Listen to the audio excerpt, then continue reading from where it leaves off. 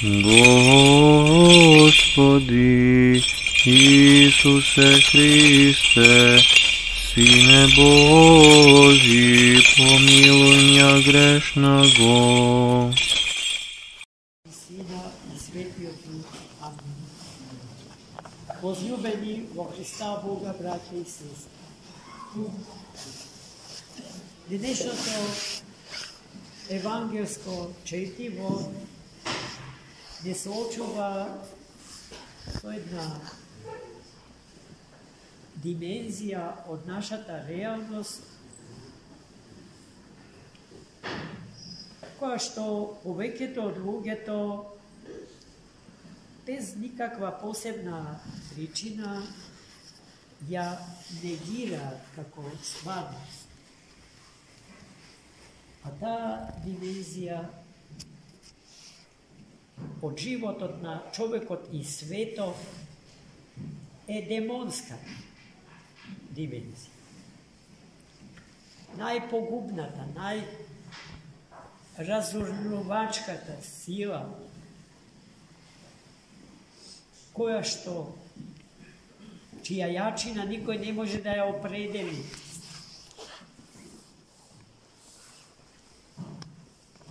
Но доволно е да го кажем ова што сега ќе го кажам, за да сватите колкава е силата на демонот. Само еден одлик, најмалечки, располага со сили убиствени и разорни, за да го разруши сиот свет од Бога создаден. А потоа се друго не треба да не чуди. Па не треба да не чуди тоа што не изначуди, тоа што го чувме од денешното свето Евангелие за силата на демоните. На кој начин ги населиле внатрешните простори на бесомачниот од Гадаринскиот крај. Тој бил толку силен, што не му требала облека, ниту храна, ниту студ, ниту жештини му сметале. Немал кров над својата глава, живеел во гробовите од гробиштата.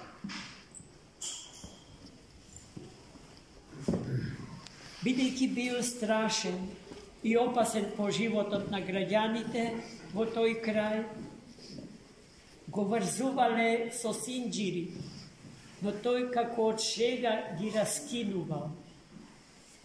И така го во окови се шетал по пустите предели од пустињата. И гледајте сега, Христос доаѓа во Гадаринскиот крај и се среќава токму со него.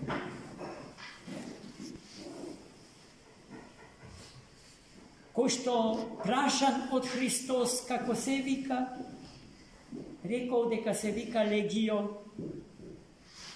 И Христос му кажа дека вистината ја кажува за себе си, бидејќи во него се населиле легион демони, легион нечисти сили.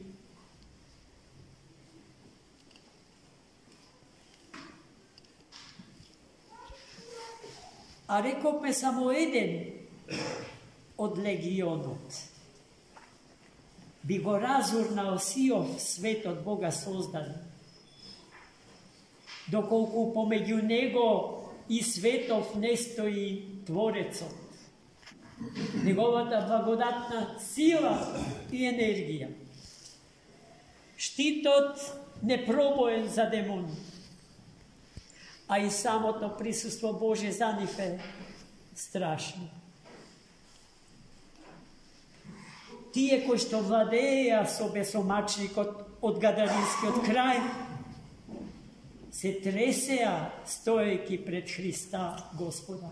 Вистинскиот Господар на сиот создаден свет и животодавец. А улогата на демоните е да се ужне се што е создадено и да се убие животот на дар од Бога прими. Па гледајте кој од кого се плаши, кој пред кого се тресе.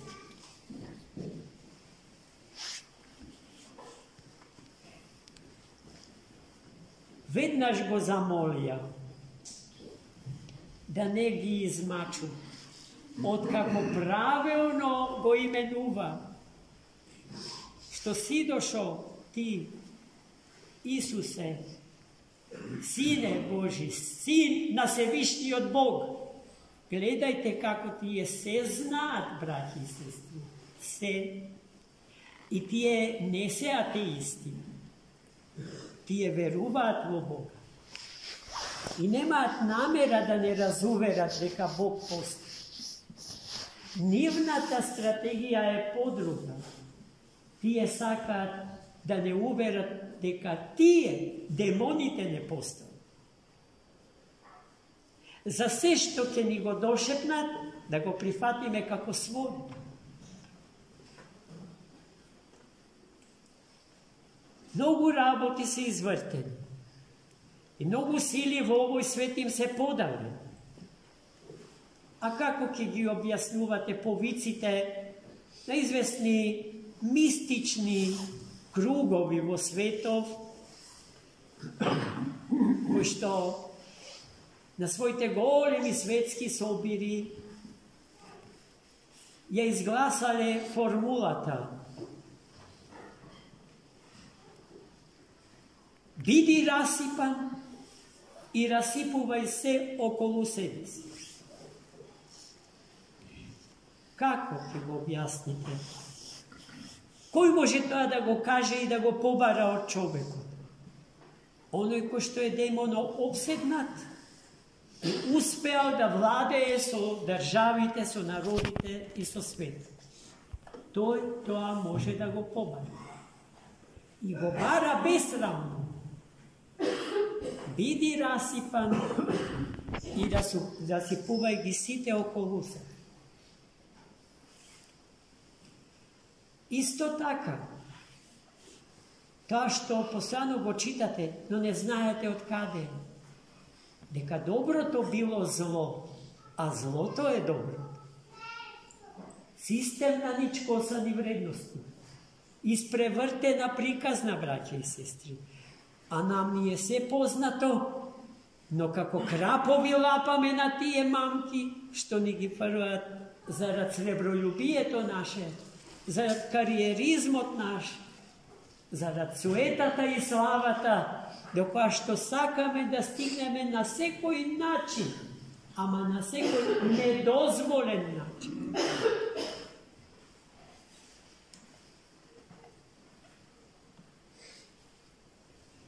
Недалеку од местото на средбата на Христос со гадаринскиот бесомачник се напасувало крдо свињи. И тие го замолиле нечистите сили, биесите, го замолиле Христа Господа. Тие кои што многу светови како овој свет би го урнале да не е Господ.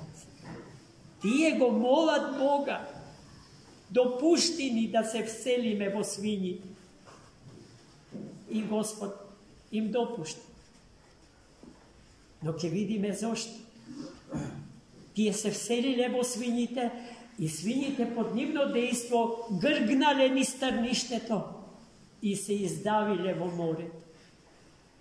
Од спротива била Галилеја.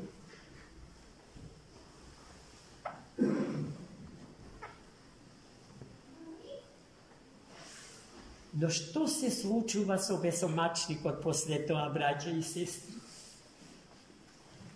Тој стои како кротко јагне крај нозете Христови, облечен и здравоумен, исцелен. Кога го виделе тоа, Жителите на Гадаринскиот крај се преплашува. Вместо да се израдува, тие се преплашува.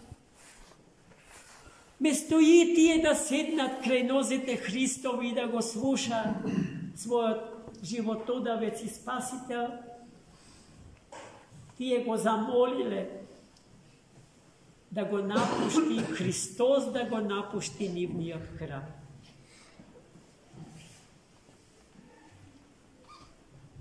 Но во тие краишта не престанале да зборуваат за тој настан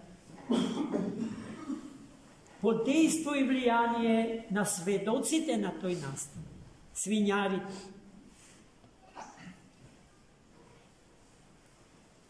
Исцелениот безомачник, стоејќи крај нозете Христови, мил, добар, убав, прекрасен, здрав, го молео Христа Господа. Само тој го моли да му дозволи да го следи, да не го напушти Христа Господа. А Христос му заповедал: не, ти нема да доаѓаш со мене, туку ќе се вратиш во домот свој, во домот на своите родители и предци и ќе сведочиш за тоа што Бог ти направи. Браќа и сестри, колку од нас, зар може некој барем да се изземе, ја виделе силата Господња во својот живот, подадената рака Господња, за работи за кои што не сме верувале дека некој може да ни помогне. А Господ безшумно, ненаметливо ни ја дал потребната помош и се оддалечи. За ние да мислиме дека тоа така се случи, дека тоа така морало да се случи, зашто знаете кој сум јас? Мора тоа да се случи. А потоа, откако ќе се оддалечиме, со месеци или со години, ќе се сетиме дека сето тоа не му го добре. Ама малкумина доаѓаат да седнат крај нозете Христови и да му кажат: Господи, благослови да те следи. Ајде, нито еден од нас да не каже поинаку, освен да ги каже зборовите на безомачникот од Гадаринскиот крај. И да бидеме свињарите што сведочат за чудото Господне, за чудата Господни, не само во нашиот собствен живот, туку и во животите на секој брат и сестра наша, жителка на планетава Земја. Амин.